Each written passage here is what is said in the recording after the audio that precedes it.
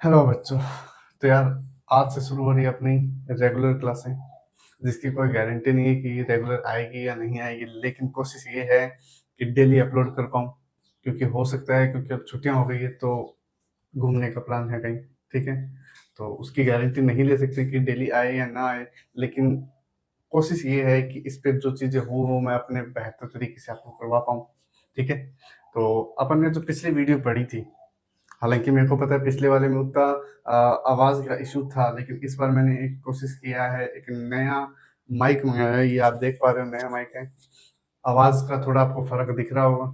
आप चाहते हो इसका अनबॉक्सिंग करना क्योंकि अब ये जो चैनल है ना, ये अपना पर्सनल है। यहाँ पे मैं हो सकता है शायद व्लॉग्स भी डाल दूँ, मतलब ऐसा पॉसिबल है। मन तो नहीं है, लेकिन हो सकता है डाल दूँ। साथ के साथ इसकी अनबॉक्सिंग भी कर देंगे। जो मेरा पुराना माइक था और ये जो कौन-सा माइक मैंने लिया है, उसका डिफरेंस भी आपको दिखा देंगे। ठीक है? और डिफरेंस तो मेरे हिसाब से आपको पता भी होगा, क्योंकि मेरी पुरानी वीडियो और ये वीडियो में फ़र्क आपको दिख जाएगा। ठीक है? चलिए, तो आज अगर मैं बात करूँ अपने टॉपिक की, तो पहले मुझे ये बताइए, हमने अभी तक इंग्लिश में कुछ चीज़ें पढ़ी हैं। सबसे पहले हमने क्या पढ़ा था?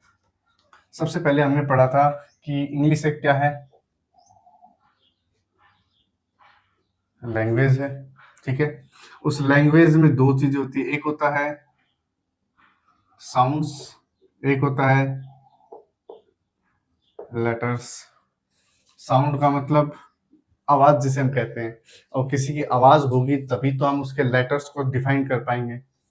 वरना अगर मैं कहूँ ये, तो किसको पता है कि ये ए ही है? जब हम इसको बोल पाएँगे तभी तो हम बता पाएँगे कि ये ए है, वरना मैं इसको तो बी भी बोल सकता हूँ। बात समझ आ रही है? ठीक है? लेटर्स, जिसे हिंदी में क्या कहते हैं? वर्ण कहते हैं। ठीक है? उसके बाद हमने पढ़ा था लेटर्स से बड़ा कौन है? अल्फाबेट्स, वर्णमाला जिसे कहते हैं हिंदी में। अब वर्ण और वर्णमाला यानी लेटर्स और अल्फाबेट्स में फर्क क्या है? लेटर्स होंगे आपके ए, बी, सी, डी, ये जितने भी है कंटिन्यू चलते रहेंगे जेड तक, वो सब क्या हो गए आपके लेटर्स। लेकिन अल्फाबेट क्या है? अल्फाबेट है ए से लेके जेड तक, जितने भी हैं वो सब क्या है? अल्फाबेट्स। दोनों में फर्क समझ लीजिए। ठीक है? कंप्लीट है वो अल्फाबेट है, अलग अलग है वो लेटर्स है। ठीक है? अब अल्फाबेट से क्या बनेगा? A meaningful collection of letters। क्या कहा? और मीनिंगफुल कलेक्शन ऑफ लेटर्स। क्या बनेगा हमारा? वर्ड, शब्द जिसे कहते हैं हम। शब्द की डेफिनेशन क्या हो गई? A meaningful collection of letters. ठीक है? इसका मैंने एग्जांपल भी बताया था, माइक। ये मीनिंगफुल है तभी इसको हम पढ़ पा रहे हैं, लेकिन अगर ये उल्टा होता, क्या ये कोई वर्ड बना है? क्या नहीं, ये वर्ड नहीं है। वर्ड कौन सा है? ये है। क्यों? क्योंकि ये क्या है? एक मीनिंगफुल है, मीनिंग है इसका, कोई शब्द का अर्थ है। जब तक अर्थ है तो वो क्या कहलाएगा? वर्ड। अगर उसका अर्थ नहीं है तो वो वर्ड नहीं होगा। इतनी बात पड़ी। अब वर्ड के बाद में हमने इसमें कुछ पार्ट्स ऑफ स्पीच के बारे में पढ़ा था कि कोई भी वर्ड है वो अलग अलग 8 पार्ट्स ऑफ स्पीच होती है। कितनी होती है? 8। जिसमें से मैंने आपको एक नाउन बताया था। नाउन क्या होता है? ऐसी कोई भी चीज जिसे आप देख पा रहे हो, देखने के बाद अगर उसका नाम पता है तो वो सब क्या है? नाउन। अ नेमिंग वर्ड, अ नेमिंग वर्ड यानी ऐसी चीज जिसका हमें नाम पता है, वो सब क्या है? नाउन है। उसके बाद सेकंड हमने पढ़ा प्रोनाउन। प्रोनाउन क्या है? नाउन को जो रिप्लेस कर दे वो सब क्या होंगे? प्रोनाउन। जैसे राहुल गोज टू मार्केट। अब राहुल मार्केट गया हमें पता है, लेकिन बार बार अगर राहुल का नाम रिपीट हो रहा है तो क्या हम बार बार राहुल का नाम लिखेंगे, या ही गोज टू मार्केट? जहां ये ही आया है, ये ही किसको डिनोट कर रहा है? ये प्रोनाउन को डिनोट कर रहा है। यानी नाउन रिप्लेसिंग वर्ड। ठीक है? उसके बाद हमने तीसरा जो पढ़ा था वो क्या पढ़ा था? तीसरा हमने पढ़ा था एडजेक्टिव। और एडजेक्टिव क्या होता है? एडजेक्टिव का मतलब होता है विशेषता बताना, क्वालिटी बताना। तो it qualify noun and pronoun. ये है हमारा ओवरऑल क्या कहते हैं डिस्क्रिप्शन या ओवरऑल जो हमने बीती दो क्लासों में देखा था। ठीक है, माइक का फर्क आपको दिख ही रहा है। तो क्या आपको ये इतनी चीजें याद है? अगर याद है तो अच्छी बात है। फिर हम अगली क्लास, आज की जो क्लास है उसमें हम टॉपिक नंबर 4 उठाते हैं, और टॉपिक नंबर 4 हमारा है, ये आप अगर ऐसे रिवाइज करोगे ना तो चीजें जल्दी आसानी से याद हो जाएगी। मैंने कौन सा देख के बताया? मैंने भी तो बिना देखे बताया। हाँ, मेरे को पता है कि मैं अपने नोट्स याद करता हूँ, लेकिन मतलब मैंने बताया था ना कि मैं अपनी क्लास से देख के फिर ही तो बता पा रहा हूँ। नोट्स आपको बताए थे मैंने कि मैं अपने हैंड रिटन नोट से ही आपको चीजें करवा रहा हूँ। ना तो मैं कुछ इधर लेके जा रहा हूँ, ना कुछ उधर लेके जा रहा हूँ, ना कोई बीच में से टॉपिक छोड़ रहा हूँ। जैसा मैंने लिखा है वैसा का वैसा आपको बता रहा हूँ। ठीक है, तो देखिए आगे।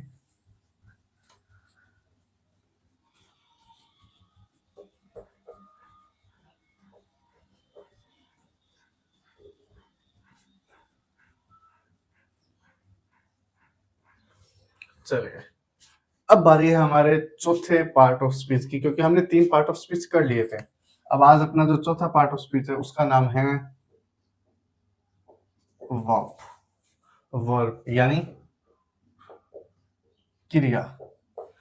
क्रिया का मतलब आपको क्या समझ आ रहा है? अगर मैं सिर्फ शब्द की बात करूं तो क्रिया शब्द से क्या मतलब समझ आ रहा है? क्रिया मतलब कोई काम करना, और जो काम होता है वो कोई ना कोई एक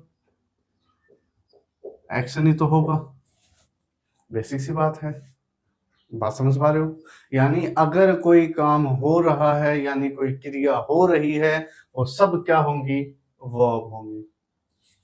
या ये कोई स्टेट बताता है, स्टेट। जैसे कि मैं उससे नाराज हूं, यहाँ पे ये जो नाराज है ये क्या है? ये उसकी स्टेट है, अवस्था है ना?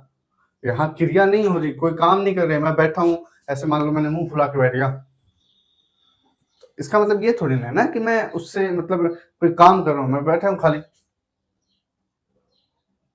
अब इसमें कोई काम थोड़ी हुआ, कुछ नहीं हुआ, लेकिन एक अवस्था थी। क्या थी? अवस्था, स्टेट। एक्शन का मतलब कार्य, और स्टेट का मतलब अवस्था। जो इन दोनों चीजों को शो करे वो सब क्या हो जाएंगी? क्रिया। जैसे Ram is going to market. अब सबसे पहले हमने जो 3 नाम पढ़े हैं उन पे बात करते हैं। मुझे ये बताओ, ये क्या है? किसी का नाम है। नाम है तो ये क्या हो गया हमारा? नाम। क्या बात समझ आई? क्या ऐसे चुटकी बजा के कुछ पता लगा? ठीक है। दूसरा, अगर वो कहीं जा रहा है तो क्या वो कोई ना कोई एक्शन कर रहा है या कोई क्रिया कर रहा है या नहीं कर रहा? यानी वो वहां जा रहा है तो ये जो गो है ये क्या है? एक वर्ब है। वर्ब का थोड़ा सा टॉपिक पूरा डिटेल में तो हम जब वर्ब चैप्टर पढ़ेंगे तब देखेंगे, अभी तो सिर्फ बेसिक चल रहा है। तो उस बेसिक के अंदर आधे एक पेज का वर्ब का टॉपिक होगा, जिसके अंदर आपको बताऊंगा मैं कि कितने टाइप के वर्ब्स होते हैं। वर्ब्स होती है अपने, वैसे तो 5 होती है लेकिन मेनली 4 गिनी जाती है। जैसे वर्ब की फर्स्ट फॉर्म, सेकंड, थर्ड, उसके बाद वर्ब की फर्स्ट फॉर्म प्लस आईएनजी, और वर्ब की फर्स्ट फॉर्म प्लस एस या ईएस, है ना? कितनी हो गई? 5 हो गई। अगर मैं कहूं, मान लीजिए इसी गो की बात करें तो वर्ब की फर्स्ट फॉर्म क्या है? Go. Second form went, third form gone. अब वर्ब की फर्स्ट फॉर्म के साथ अगर आईएनजी लगा तो क्या बन गया? ये रहा, गोइंग। तो क्या ये क्रिया हो रही है या नहीं हो रही? तो अगर जो क्रिया हो रही है तो ये हमारा क्या हो गया? वर्ब हो गया। एक और एग्जांपल देखते हैं।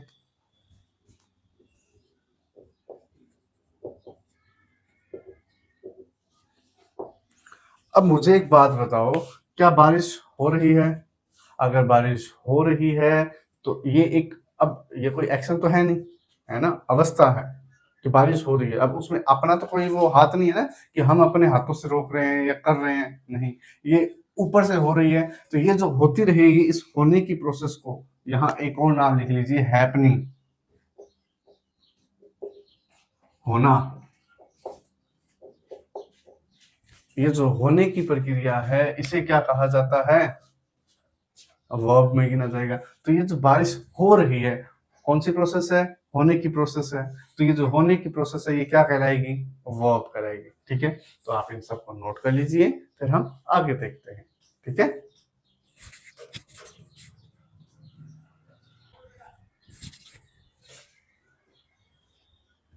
तो ये नोट हो चुका है, तो अब आगे देखते हैं।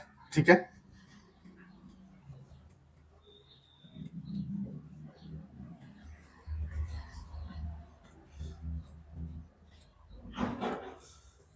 अब वर्ब के जो बाद अपना जो टॉपिक आता है वो आता है 5 नंबर पॉइंट है, वो है एडवर्ब।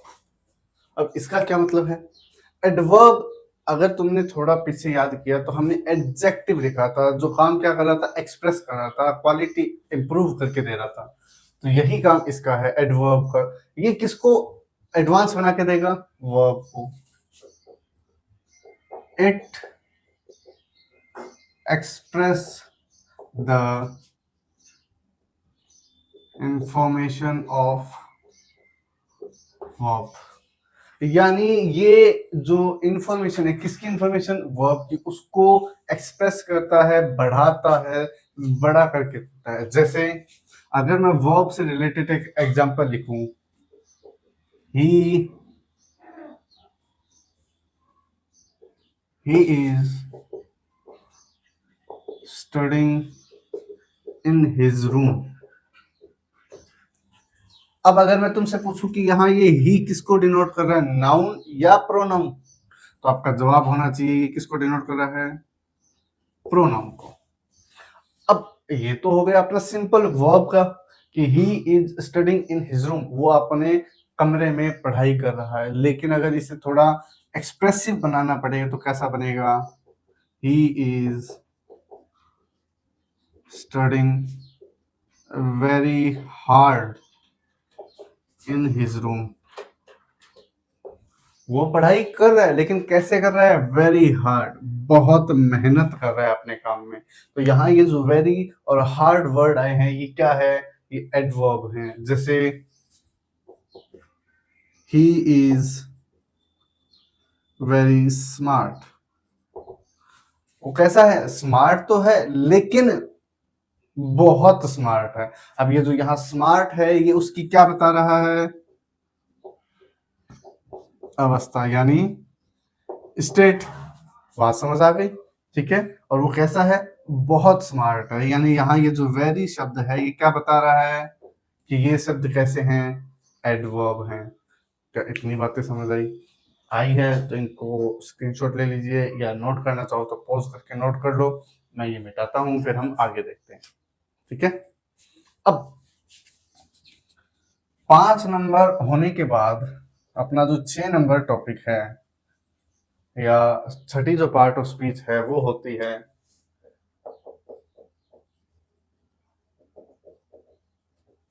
प्रीपोजिशन। क्या है, प्रीपोजिशन। इसका काम है कि जैसे, पहले मैं आपको एक एग्जांपल बताता हूँ उसके बाद देखते हैं।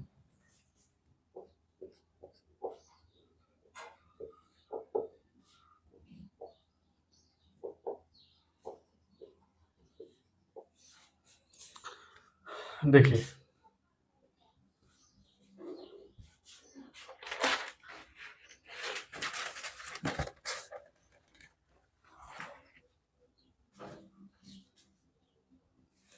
तो देखिए, मैंने उसे देखा, कहाँ देखा, नियर द पार्क। अब कहाँ देखा है मैंने उसको, नियर द पार्क। क्या ये किस चीज, किसी ना किसी चीज को रिलेट करके बता रहे क्या, मैंने तो देखा, कहाँ देखा है, पार्क के पास में देखा है। तो ये जो पास, नियर वर्ड आ रहा है ये किसको डिनोट कर रहा है, प्रीपोजिशन को। क्या बात समझ आ रही है, इसका अगर हम एक लाइन लिखना चाहें तो इसे लिख सकते हैं रिलेटिंग वर्ड्स। ऐसे शब्द जो किसी न किसी चीज को किसी न किसी चीज से रिलेट करके बताएं, वो क्या होंगे? प्रीपोजिशन। वो कौन से हो सकते हैं? इन, एट, नियर, एक्सेट्रा। ठीक है, और भी होते हैं जो हम जब प्रीपोजिशन देखेंगे तब पढ़ेंगे, लेकिन अभी हमें ये दो तीन नाम याद रखने हैं। जैसे I am studying in library. अब मैं पढ़ तो रहा हूँ, लेकिन कहाँ पढ़ रहा हूँ? लाइब्रेरी में। तो यहाँ ये जो इन का काम है, किस ये बताने का काम कर रहा है? कौन रिलेट कर रहा है? किसको रिलेट कर रहा है? कि मैं पढ़ रहा हूँ, लेकिन कहाँ? लाइब्रेरी के अंदर। तो ये जो इन वर्ड है, ये क्या हो गया आपका? प्रीपोजिशन। एक और, the fruits are at table. कि जो फ्रूट्स है वो कहाँ पे है? टेबल के ऊपर है। तो ऊपर है, ये क्या हो गया आपका? रिलेटिंग वर्ड है, रिलेट करके बता रहे कि फ्रूट कहाँ रखे हुए हैं? टेबल के ऊपर रखे हुए हैं, एट द टेबल। तो ये एट यहाँ क्या हो गया आपका? प्रीपोजिशन। ठीक है, नोट कीजिए यहाँ तक। एग्जाम्पल अर्थ कर लीजिए। रिलेटिंग वर्ड होता है वो लिख लीजिए। रिलेटिंग वर्ड कौन से हैं ये लिख लीजिए। ठीक है, चलिए आगे चलते हैं, मिटाते हैं इसको। चलिए,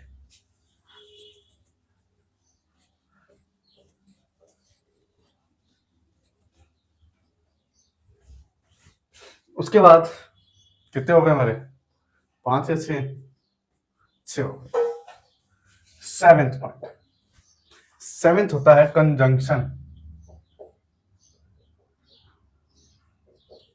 कंजंक्शन। अब मुझे एक बात बताओ, जंक्शन वर्ड आप लोगों ने सुना होगा, रेलवे स्टेशन के लिए हम यूज करते हैं, है ना? कि बीकानेर जंक्शन, फलाना जंक्शन, एक्स वाई जेड, कोई भी junction.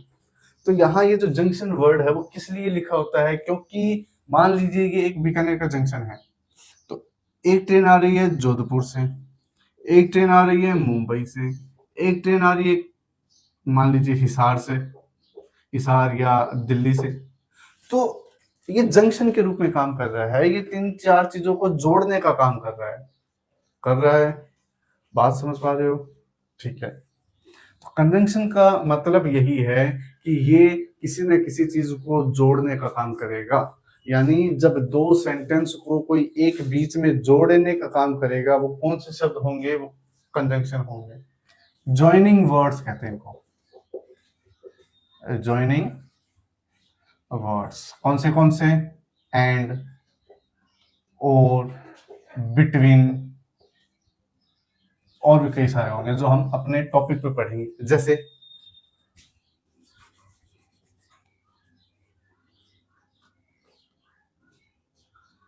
I saw the cat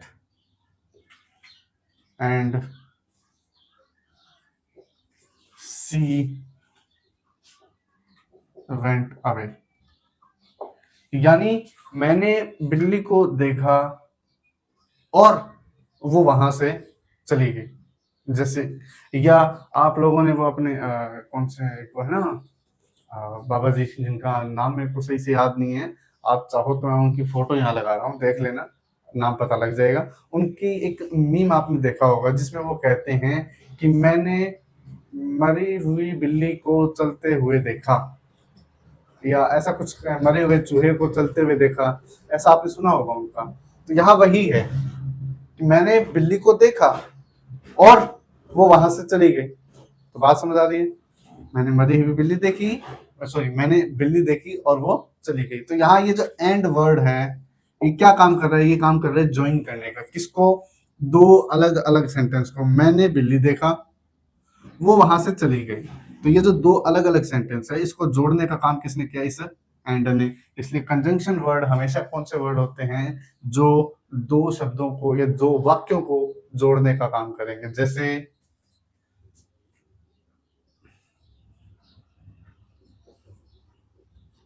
he was standing between 2 chairs, यानी वो 2 चेयर्स के बीच में खड़ा था। अब ये बिटवीन यहाँ किसको बता रहा है कि यहाँ एक चेयर थी, यहाँ एक चेयर थी, और वो कहाँ था? बीच में था। तो सेम चीज यहाँ है कि ये बिटवीन वर्ड किसको शो करेगा? कंजंक्शन को। क्या इतनी बातें समझ आ गई? अगर समझ आई है तो यहाँ तक नोट कीजिए। फिर हम लास्ट पार्ट ऑफ स्पीच देखते हैं, और लास्ट पार्ट ऑफ स्पीच है हमारा, क्या होता है? इंटरजेक्शन। क्या होता है? 8th,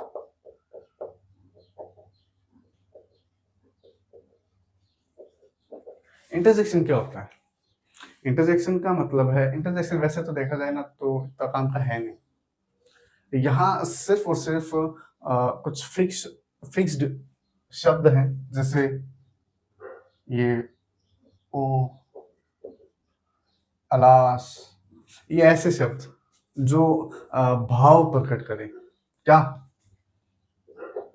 it shows the feelings. Basic definition है, ज्यादा कुछ वैसा है नहीं। ठीक है? या फीलिंग्स को शो करने वाले शब्द। ठीक है?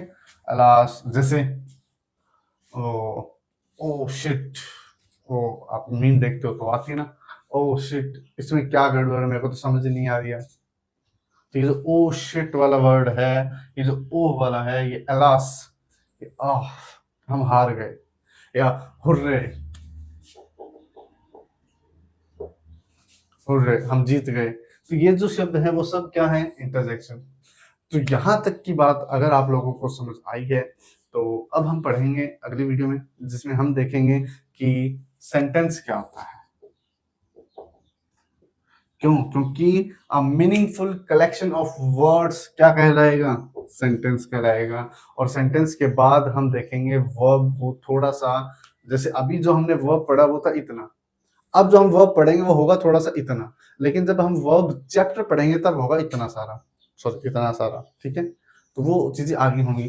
यहाँ तक की बात अगर आपको समझ आई है तो कृपया करके कमेंट में थोड़े थम्स अप भेज दीजिए करो। ठीक है?